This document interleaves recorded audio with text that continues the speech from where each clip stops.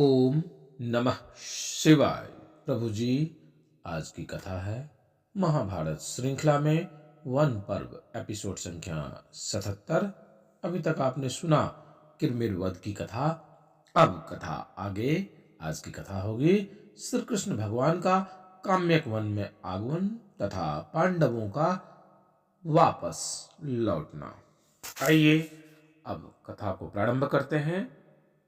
वैशंपायन जी कहते हैं, हे जन्मेजय, जब भोज, विष्णु, अंधक आदि वंशों के यादव, पंचाल के धृष्टद्युम्न, चेदी देश के धृष्टकेतु एवं केकई देश के सगे संबंधियों को यह संवाद मिला कि पांडवगण अत्यंत दुखी होकर राजधानी से चले गए और काम्यक वन में निवास कर रहे हैं, तब वे भगवान श्री कृष्ण को अपना नेता बनाकर धर्मराज युधिष्ठिर के चारों ओर बैठ गए। भगवान श्री कृष्ण ने कहा, राजाओं, अब यह बात निश्चित हो गई है कि पृथ्वी दुरात्मा दुर्योधन, कर्ण, शकुनी और दुशासन का खून पिएगी।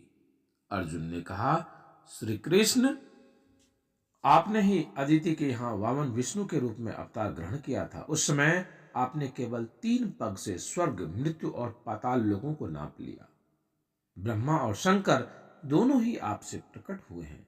तब भगवान श्री कृष्ण ने कहा, अर्जुन, हम दोनों में कोई अंतर नहीं है, हम दोनों एक स्वरूप हैं। जिस समय भगवान श्री कृष्ण अर्जुन से यह बात कह रहे थे, उसी समय पांडवों की राजरानी द्रौपदी ने कहा, मधुसूदन, मैं पांडवों की पत्नी, धृष्टद्युम्न की बहन और आपकी सखी हूं।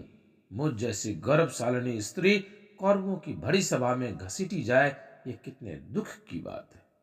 कौरवों ने बेईमानी से हमारा राज्य छीन लिया और पांडवों को दास बना लिया, और राजाओं से ठसाठस भरी सभा में मुझे एक वस्त्रा रजस्वाला स्त्री को चूटी पकड़कर घसीटा गया।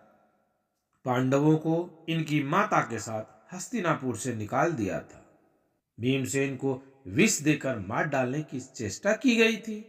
जिस समय हमारी सास अपने 5 पुत्रों के साथ वर्णावत नगर में सो रही थी, उसने आग लगाकर उन्हें जला डालने की चेष्टा की।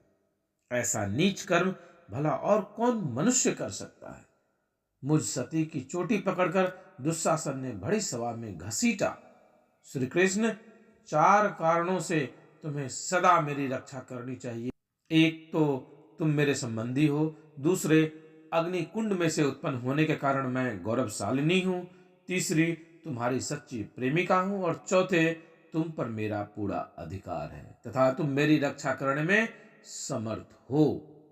श्री कृष्ण ने भरी सभा में वीरों के सामने द्रौपदी को संबोधित करके कहा, कल्याणी, तुम जिन पर क्रोधित हुई हो, उनकी स्त्रियां भी इसी तरह रोएंगी। थोड़े ही दिनों में अर्जुन के बाणों से कटकर खून से लथपथ होकर वे जमीन पर सो जाएंगे। श्री कृष्ण ने धर्मराज युधिष्ठिर को संबोधित करके कहा, राजन, स्त्रियों से हेलमेल, जुआ खेलना, शिकार का शौक और शराब पीना, ये चारों बातें प्रत्यक्ष दुख है। इनसे मनुष्य श्री भ्रष्ट हो जाता है। भगवान श्री कृष्ण ने युधिष्ठिर के पूछने पर शाल्व वध की कथा विस्तार से सुनाई और अंत में उनसे द्वारका जाने की अनुमति मांगी। सबके लौट जाने पर धर्मराज युधिष्ठिर ने ब्राह्मणों का सत्कार किया और उनसे आगे जाने की आज्ञा मांगी और सेवकों से कहा, तुम लोग रथ तैयार करो। प्रभु जी, आज की कथा को यही विश्राम देते हैं। आगे की कथा पुनः आगे। आप शिवा यात्रा दर्शन को लाइक, शेयर, सब्सक्राइब अवश्य कीजिएगा। शीघ्र मिलते हैं अगली वीडियो में। तब तक के लिए ओम नमः शिवाय।